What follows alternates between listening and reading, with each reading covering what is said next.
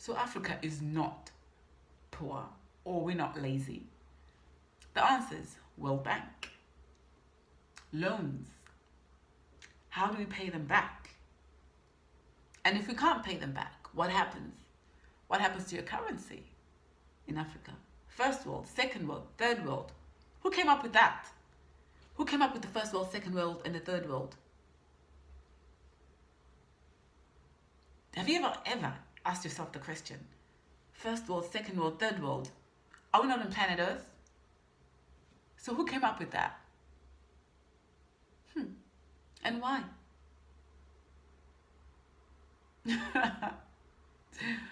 We are not lazy, and it is not our fault that we are poor.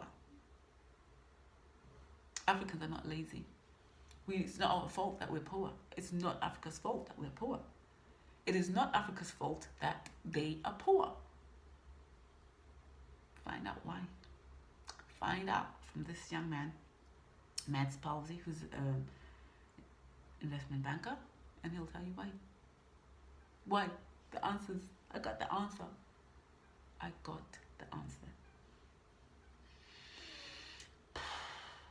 I think I would like to combine this very particular, area of short-term interest rates trading to what's going on when countries in the third world are in economic dire straits and in economic trouble, and you have the IMF and the World Bank coming in officially to help these countries, and every single time 160 different countries they have looted systematically by saying they're helping them, but they're coming in and they're lending them a lot of money. But two terms. One of them is interest rates are very high, which you can only pay back by hiking taxes or selling your national resources. But then what they do is they put in some terms. One of them is you need to devalue your currency.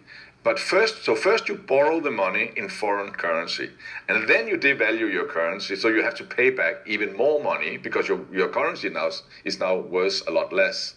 And then they demand that you cut back on public expenditure, so then the government would have to fire their employees, and that gives less tax revenues. And then you have the stock market crashing because nobody is buying anything from the local companies because they have no money. And then they have to fire the people. So now people are being fired in the public sector thanks to the IMF and the World Bank. And as an indirect cause of that, people are being fired in the private sector as well. And now you have the perfect storm for the globalists, or as Catherine Austin Fitz says, the Mr. Global. And that is that the stock market is now down, asset prices are down, house prices are down, real estate, everything is down. And then you come in and it's normally at a time when they need to reschedule another tranche of the IMF loan, and then they can come in and say, okay, now we would like to buy your natural resources, your water in Bolivia, for example, or your oil, or we would like to be allowed to put up a military base. If you're one of the former Soviet republics, for example, then America would like to have a base all the way around Russia, of course. So 160 times IMF and World Bank have not helped the local country. 160 times they have looted 160 different countries. So it is not a coincidence. When you do something 160 times, then it is by design. In order to be able to loot all these 160 countries, and again, I don't know what's going on inside the heads of these globalists, but it is clearly that what they have done is they create as big difference as possible between the poor and the rich, and they try to decimate and minimize the middle class.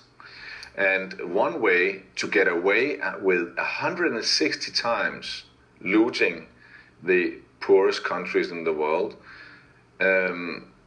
obviously, then it's a good idea to convince people that they are poor and it's their fault